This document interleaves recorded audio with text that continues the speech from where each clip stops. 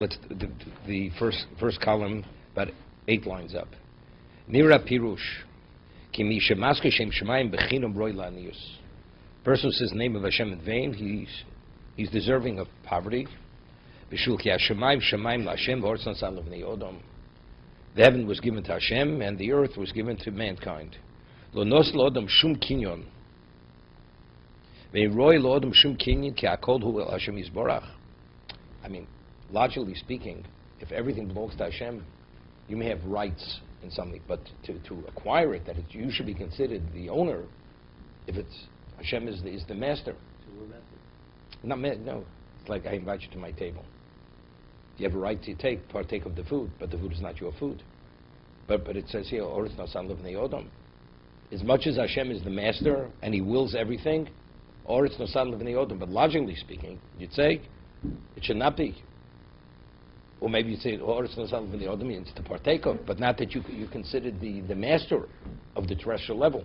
Hashem is the master. Rak b'shul ki Hashemayim LaHashem. He says, well, you know why Oretz Nasan Levnei Odom? Only because since Hashemayim LaHashem, umitzar hazeh noso Oretz Hashem bo LaOdom.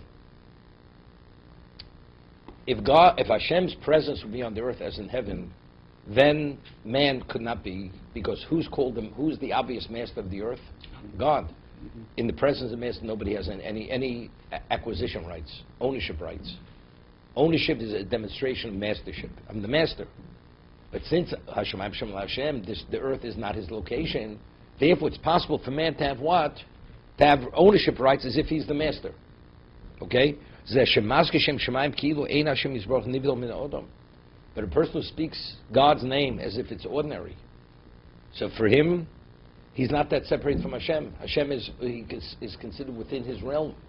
And therefore he feels he has a right to say it, even in vain.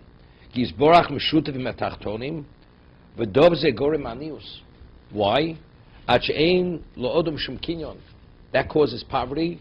Because if you see God, because the way you interact with Hashem, it's if He's your peer, within that realm.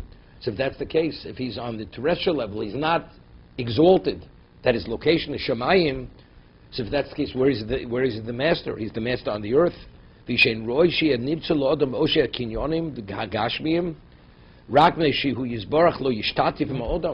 Only because God does not have an interest and He doesn't partner with the human being. Shemayim LaHashem, Oretz Nasan Levnei Odom. Here he's explaining. Because Shemayim LaHashem, that's why it's possible Oretz Nasan Levnei Odom. Therefore, if a person says the name of Hashem not in a proper context, meaning he doesn't see the difference between him, he doesn't see Hashem as Shemayim, Mitzuyo Shemaniyus Mitzuyo. So therefore, that's where you find aniyus, poverty, because there's no ownership, there's no mastership.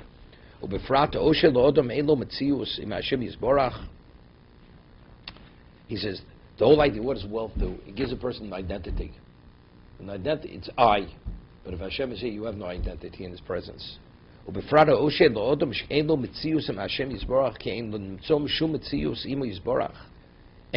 that exists in God's presence is totally negated.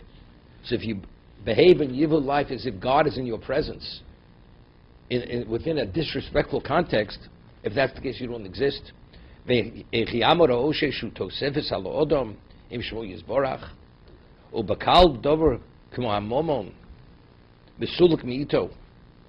Money is something which is external, so that can be removed easily. Where are you going? Sit down, Howard. We're in the middle of the Maharal. Let's learn Maharal. The Blazer is hired to be the chief librarian of New York City. V'yosim izeh kem Hashem yizborach ein nimtza dover kemo shizbarod l'kach Hashem maske shem shemayim levatolo. What are you distracted for? Be focused on the Maharal. U'l'kach Hashem maske shem shemayim levatolo. When a person says the name of Hashem in vain, yesh kan heder lemomon. That's easily can be removed from the person, because nothing exists in the presence of Hashem. So if you speak about God as if He's in your presence, as if He's a peer, so if that's the case, everything is negated in His presence. The person himself deserves to be negated. Not only what's external to the person, so it says, why isn't wisening negated? The answer is because impoverishment is the equivalent of what? Of death. There's only choshev kemes.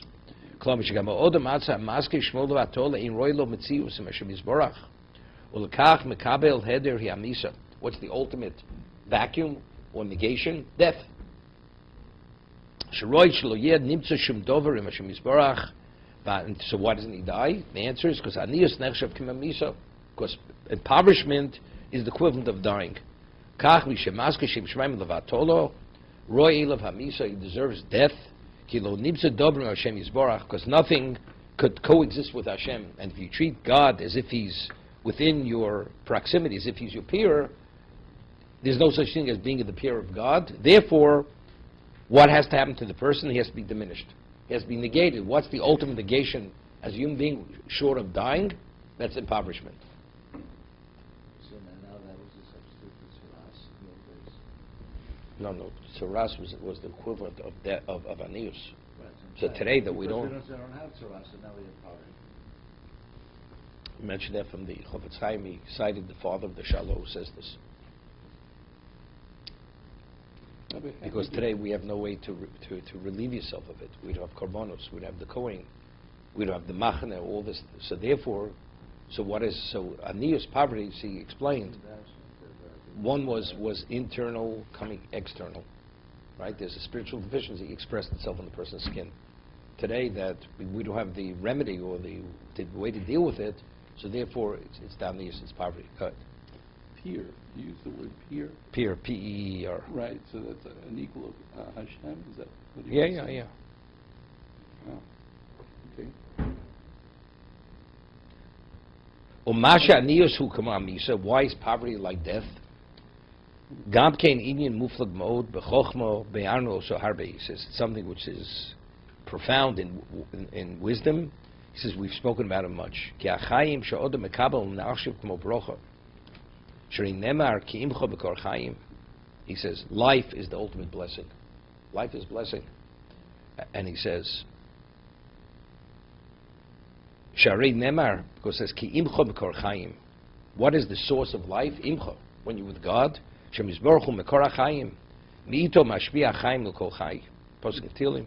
Hashem wills life to all living. V'nibzki achius hu himashpo. Chiyus is what? That's the influence. Hashem continuously influences the person. They should be alive. Wills he should be alive. Kamo oshev haparnoso. Shem hashpo min Hashem yisborach.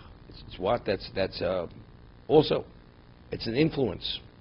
Wealth and livelihood. V'zeh omru ad kodem b'nei chayim zod la b'schus etalyo. It says, children, life, and livelihood is not based upon schus, but rather b'mazel etalyo. It's your mazel. Person. I thought there was no muzzle for Jews. When for child's born, you say mazel tov. Why I said to Rabbi, why want you to fast 4 days? Well, I had a bris every day. Did you say mazel? Of course, I said mazel. When you say mazel, we have no mazel. No, but there is a saying that the Jews I know. are subjected to mazel. No, it doesn't say. It says we could change the mazel. The Jew could extricate himself from the mazel. Can, but of course everybody has a mazel. Everybody has a mazel. A goy cannot. A goy, whatever the mazel is, you're fixed. He's born under that star. He's fixed there. Nothing can be changed. A Jew could change it through tefillah, through great merit. You could change it. Okay. So what about an evil, which is in effect a punishment for not anius. Depends what the mazel says. But can you fix an evil through teshuva? Through tefillah and through schus, it could be changed. El Mazel Tal Yivil Ki Elu Shlosha Bifrat Him Ashpo Min Hashem Yisborach.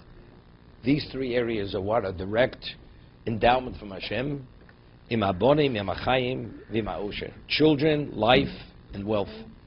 Kol Elu Him Ashpo Shmashpi Shem Yisborach El Odom Hin Achayim Him Bonim Bein Elu Gimel Tluyim B'Schusa El B'Mazel Ki Kein Milas Mazel Shum Loshen Shefa Bilvarhu HaMashpia. He says the word Mazel means Shefa. It means the influence. Okay, we'll leave this for tomorrow. See you.